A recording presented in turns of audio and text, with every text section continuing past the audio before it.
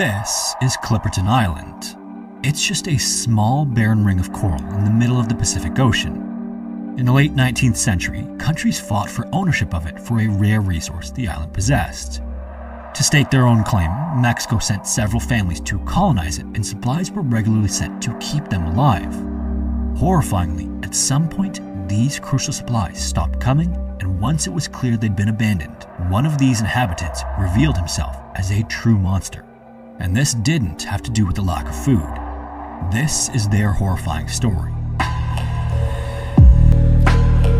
In the eastern Pacific Ocean, a small, unremarkable island sits barren and inhospitable, portraying very little of the atrocities that once took place on it. It's believed to have first been found by Spanish explorer Ferdinand Magellan in 1521, but the confirmed discovery of the island in 1711 is seen as the official one. That year, an English privateer named John Clipperton was sailing the Pacific attacking Spanish ships when he came across the tiny spot of land now known as Clipperton Island. At almost 3.5 square miles, or almost 9 square kilometers, this small landmass is made almost completely of coral in the shape of a ring, technically making it more of an atoll than an island.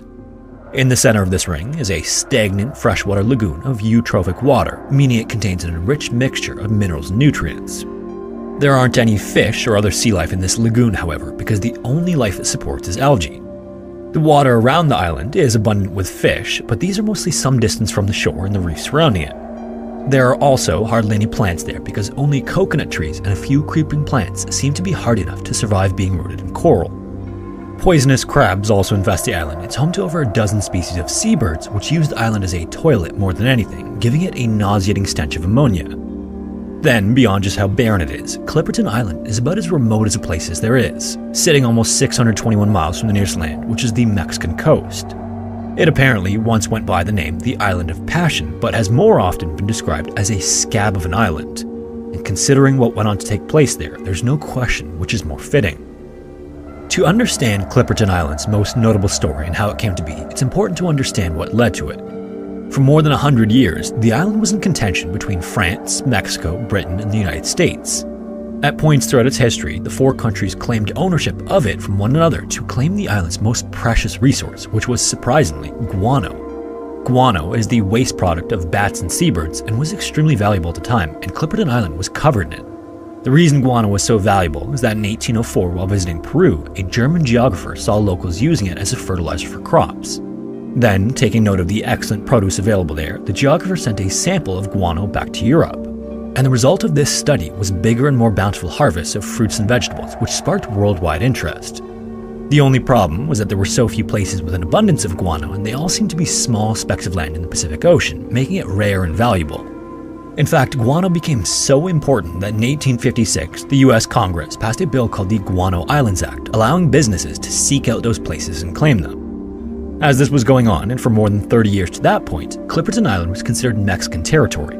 However, seeing the lucrative opportunity the island presented, the French Emperor Napoleon III ordered a naval unit to the island in 1858. Their instructions were to make landfall and read a proclamation to the few Mexican soldiers guarding it.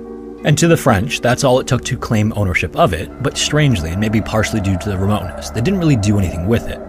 30 years later, in the 1890s, a US company arrived under the authority granted by the Guano Islands Act to begin mining for it, which they did for several years.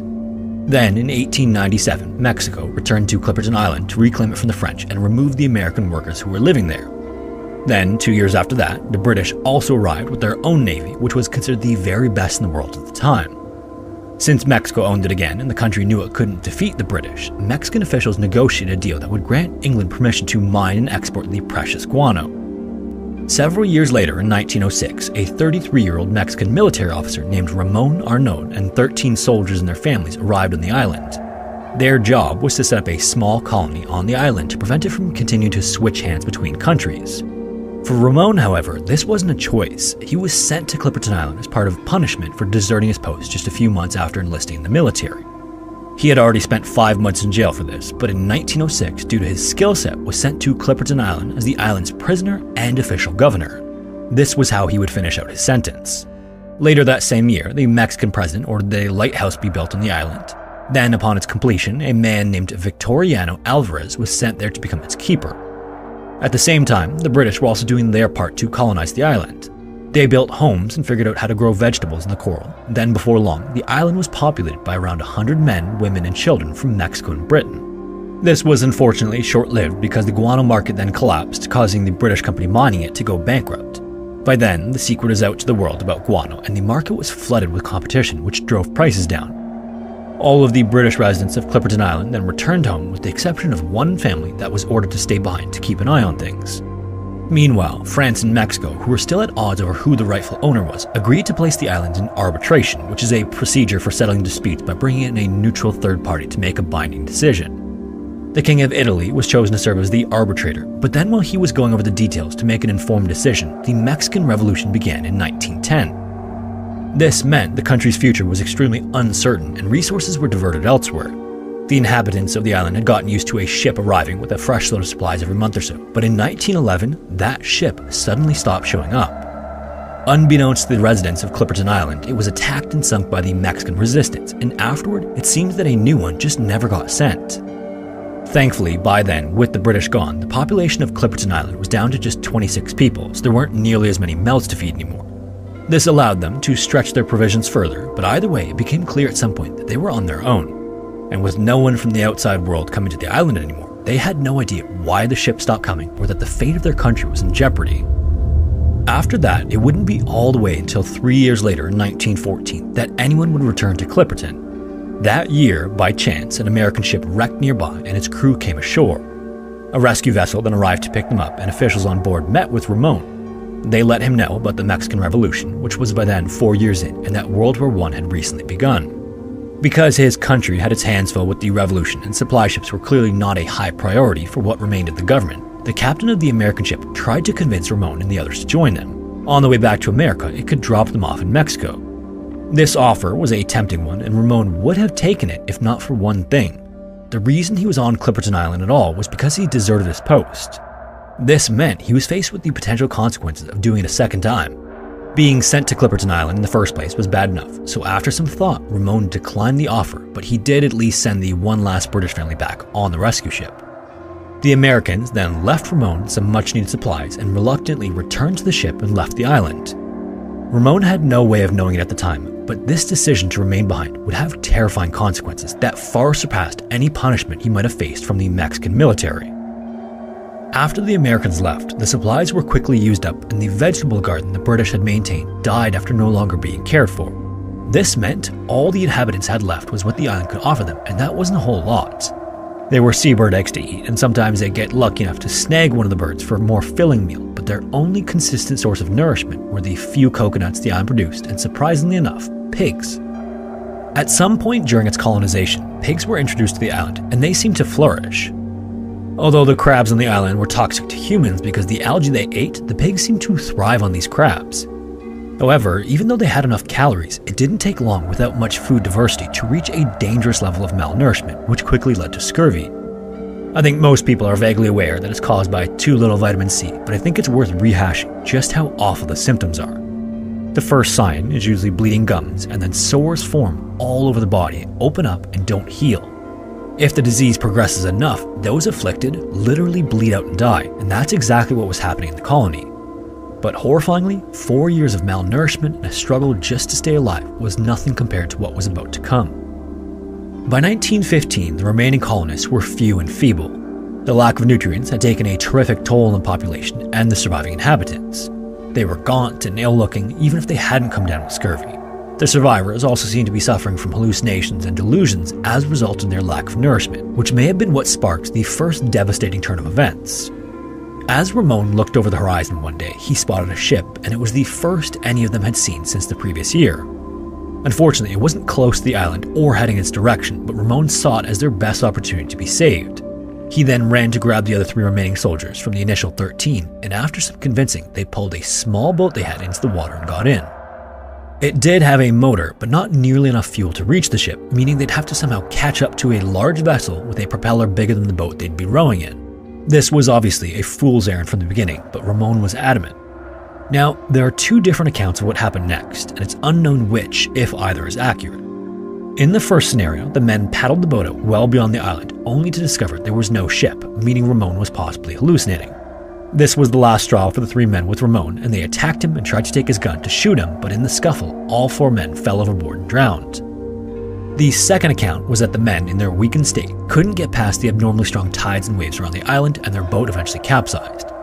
In either scenario, the men's wives helplessly watched from the shore as the Pacific Ocean consumed each of them. Then, before they even had a chance to grieve, a massive storm that had been developing began to head for them. They didn't know it at the time, but this ended up being a full-blown hurricane. Ramon's wife, Alicia, told the remaining women and children to run to her house where they could take shelter in the basement. Alicia, who was 9 months pregnant, trailed behind them and thankfully made it to safety. But the stress of the moment was enough to send her into labor. So in the basement, in the middle of a hurricane, on the day she watched her husband drown in the ocean, Alicia gave birth to a baby boy without any painkillers or a doctor. When the storm finally passed, they emerged from the basement and saw the buildings of their colony in ruins. Homes were destroyed, and the few coconut-bearing trees had been knocked down by the wind. Then, as they surveyed the damage, they spotted Victoriano, the lighthouse keeper, walking toward them. For almost 10 years, he remained reclusive, spending his time either in the lighthouse or his hut nearby, which was separate from the rest of the colony. The settlers rarely saw him up to that point, but he was now the very last man on the island. Before he made his way over to them, Victoriano went through all the remains of each house, with the exception of the governor's, to gather up all the guns. When he was sure he had them all, he took them to the coastline and tossed all but one of them into the ocean. Then when he reached them, they could barely believe their ears as he proclaimed himself the King of Clipperton Island, and then proceeded to announce that each of the women was now his personal property. From that day forward, Victoriano spent almost 3 years mistreating and tormenting the women, truly treating them like his possessions. In addition to regular beatings, disobeying the king in any way would be subject to his depraved imagination. He also took turns choosing one of the women to live with him in his hut, where he could assault and torment her until he got bored. Then he'd choose another of the women. And this cycle went on the entire time, and it was always clear who he had his eye on next. Anytime he felt like it, he would approach the women, ensuring they were all together, and order one of them to his hut. On one occasion, he even went up to the gathered women and ordered a 15-year-old girl to live with him, which he had never done before.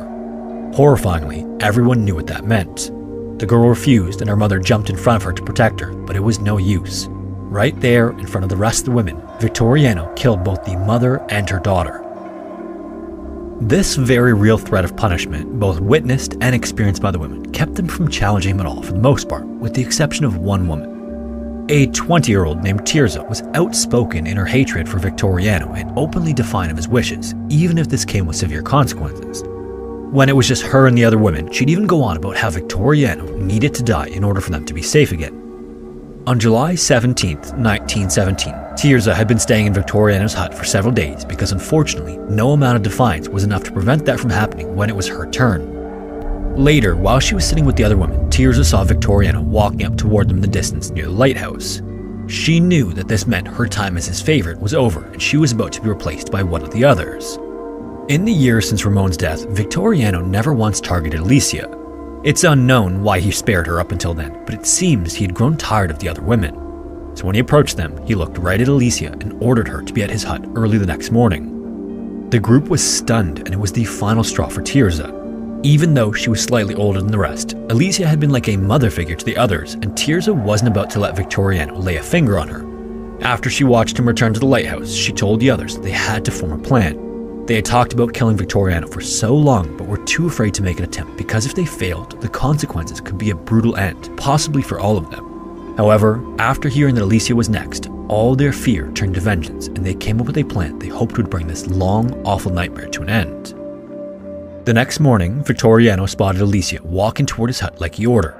That morning, he managed to catch a bird and was cooking it outside, and he seemed to be in a good mood, which was sickeningly for what was about to come. But that changed the moment he saw Tirza with Alicia. Before they even reached him, he started shouting at the women, scolding Alicia for not showing up alone. When they got near him, he continued shouting at Alicia, and the two began arguing. Tirza then slipped into the lighthouse and returned with a hammer in hand. Then she looked right at Alicia's eyes, and Alicia gave her a slight nod. Victoriano noticed this side glance and began to turn around, but as he did, Tirza lifted the hammer over her head and with both hands grasping the handle, struck Victoriano as hard as she could. Before he even knew what was happening, she lifted it again and did this a second time. As this was happening, Alicia's son, Ramon Jr., had been hiding on the other side of the hut. She then shouted at him to grab Victoriano's rifle from inside. Meanwhile, Victoriano somehow managed to get back to his feet, and as he tried to collect himself, scrambled for an axe laying on the ground. He then lunged at Alicia, but before he could reach her, Tirza delivered a final blow to Victoriano. He then fell to the ground just as Ramon Jr. came out of the lighthouse with the rifle. Victoriano cried out in pain as he lay wounded on the coral. Tirza then went into Victoriano's hut and returned with a knife. Then she straddled the so-called king and went into a frenzy until Victoriano was unrecognizable. Tirza then dropped the knife and the women fell into each other's arms from exhaustion and relief as they both burst into tears.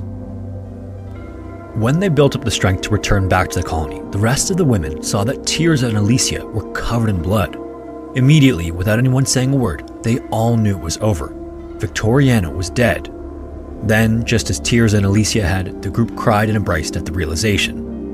Then, even more incredibly, as they continued their celebration, Ramon Jr. shouted to his mother and pointed out toward the ocean. Coming right for the island was a US Navy gunboat named the Yorktown. The ship was in that part of the ocean looking for German submarines, and they had gotten word that the Germans were establishing a submarine headquarters somewhere in the East Pacific, and the Yorktown believed Clipperton Island could be where it was located. When they got closer to the island, they were surprised and confused to see a handful of women and children waving their arms at them. Unfortunately, like other ships that attempted to visit Clipperton Island, they struggled to get close enough to it without running aground. It then circled the island but couldn't find an inlet to safely make it the rest of the way. So instead, a small boat was lowered into the water and a few sailors hopped in, hoping to reach the women, but it just wasn't happening. The tide was too strong and the coral was too close to the surface. The small boat then returned to the Yorktown, and suddenly, it too turned around and disappeared, apparently giving up on getting to the island. By then, the women had already been through enough that day already. They'd managed to liberate themselves from a vicious, self-proclaimed king, and were so close to being rescued, but the island itself was now not allowing it. Thankfully, as they sat there in a stunned silence, the Yorktown reappeared and closed the distance to the island. This time, it found a route through the coral and then right close to the shore. Alicia then stood up and ran frantically to the crew and explained everything all at once. Still in shock of even finding people there, the crew listened in absolute horror as Alicia communicated the atrocities that took place there. The crewmen then managed to calm Alicia and the rest of the women down and asked what they needed to get from the colony before leaving.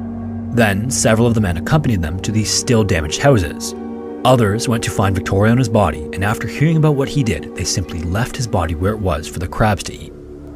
Not long after, the Yorktown and the 11 survivors of Clipperton Island set off towards Salina Cruz, Mexico. Each of the women had relatives there who could take them in and help them get accustomed to a very different life than the one they'd lived in the middle of the Pacific Ocean. The Yorktown also sent a wireless message back to Salina Cruz to inform the city of the situation and ask them that they reach out to those family members so they could be there when the ship pulled in. As they sailed, it was remarkable to the crewmen just how big a physical toll the island had taken on the women. Prior to learning her age, the captain believed Alicia was in her mid to late 40s, but she was just 29, and the rest of the women looked similar despite being younger than her. Even the children were gone, and one of them had rickets so bad he couldn't walk. But despite this, and even with some of the women suffering from seasickness on the ride home, there was nothing that could spoil their relief. The crew of the ship even spent the trip entertaining and playing with these 7 children so that the 4 women could finally get some solid rest for the first time in years. Apparently, over those 3 days, the crew and the children had such a good time that before arriving in Mexico, the crew got together and pooled together the money they had on board. They then presented it to the women to help them start a brand new life. The Yorktown finally pulled into Salina Cruz on July 22, 1917, to a large gathering of people, many of whom had been waiting for the women for years. Among them was Alicia's father, who spent the previous 7 years badgering the Mexican authorities every chance he got about where his daughter was and what happened to her. Apparently, in every conversation he had with officials, they brushed him aside and told him all the colonists were dead. However, incredibly, when Alicia stepped off the ship and saw her father, she was also able to introduce him to his 4 grandchildren. After the rescue, the city threw a huge party for the Yorktown crew to show their appreciation for their kindness and heroism. In the months afterward, an official report would be written and turned into the US Navy for review, and to protect the women, the report omitted any mention of Victoriano for fear that including it could have negative consequences for Alicia and Tirza.